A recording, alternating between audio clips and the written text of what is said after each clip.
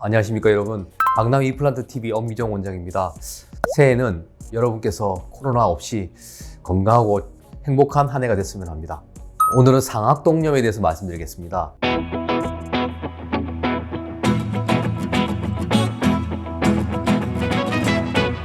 대부분 축농증이라고 알고 계시죠? 사람 머리뼈에는 공간들이 있습니다. 사람 머리 전두 옆에 있고요, 그리고 콧 안쪽에 사골이라고 하는 공간이 있고, 그리고 상악이라고 하는 위턱뼈의 공간이 2개 있습니다. 그리고 이 뒤쪽으로 2개라고 하는 머리뼈 아래쪽에 저평골이라고 하는 그 나비뼈에 공간이 있습니다. 이런 공간에 공기로 차 있고 상피가 이렇게 싸고 있는 구조로 되어 있습니다. 하지만 어떠한 이유에서인지 그 공간에 염증이 생기면 고름으로 차고 축농증이라고 합니다. 고름이 차면 언젠가는 이게 배출이 됩니다. 노란색의 액체가 배출이 되면서 썩어 있기 때문에 냄새도 나게 됩니다.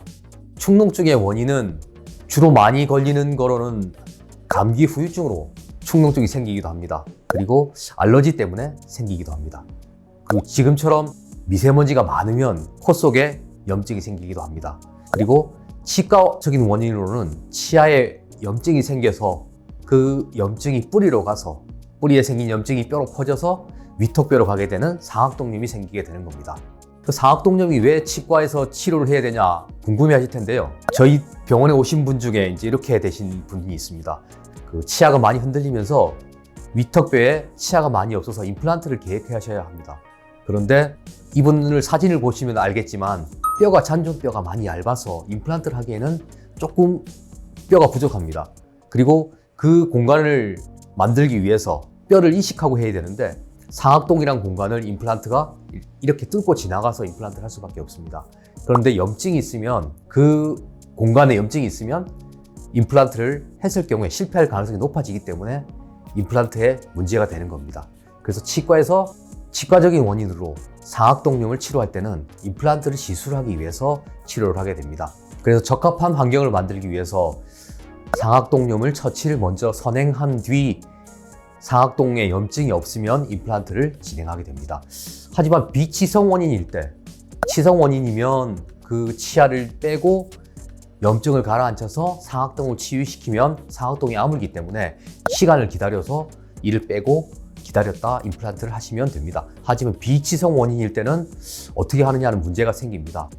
그러면 비치성 원인일 때는 그 원인을 다 제거해야 하는데 현실적으로 원인을 제거하기가 쉽지 않습니다.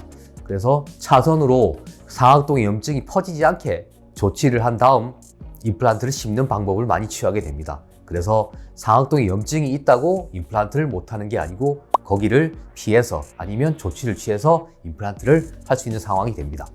사랑니를 뺐는데 네. 그 뒤에 상악동염이 생긴 것 같다. 예. 이게 실제로 사랑니 뺀 게 원인이 될 수도 있나요? 기존에 염증이 잔존했는데 사랑니를 뺐을 때 염증이 제거되지 않으면 그게 남아있던 게 염증으로 돼서 상악동염이 생길 수도 있습니다. 그러니까 일단 이를 빼거나 원인이 제거되지 않은 경우라면 상악동염으로 발전할 수 있는 가능성은 있는 거죠. 그런 경우에 치료는 또 똑같이? 예, 염증의 원인을 제거하고 그 염증 원인을 제거를 충분히 했는데도 치과적인 원인이 아닌 상태에서 상악동염이 생겨 있다, 그리고 잔존하고 있다, 그러면 그걸 피해가면서 임플란트를 하는 게 맞는 것 같습니다. 그래서 상악동 염증이 있다고 좌절할 필요 없이 치과 의사와 상의를 하면 임플란트를 하실 수 있습니다. 그리고 상악동이 왜 중요한가 하면 상악동은 점점 어릴 때부터 나이가 들수록 점점 팽창을 합니다.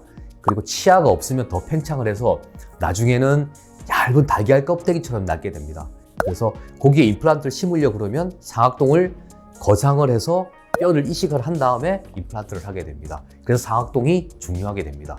그래서 치과 질환이 없는 경우에도 상악동을 거상을 해서 치료를 할 수 있게 됩니다.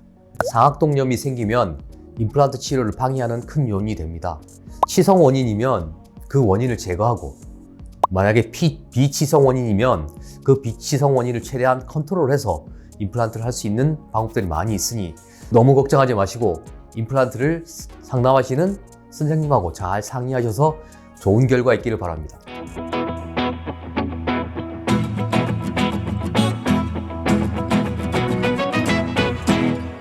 여기까지 상악동에 염이 있을 때 임플란트에 대해서 궁금한 점이 많으셨을 텐데 많은 궁금한 점이 해소되었으리라 생각합니다. 강남 임플란트 치과 엄기정 원장이었습니다.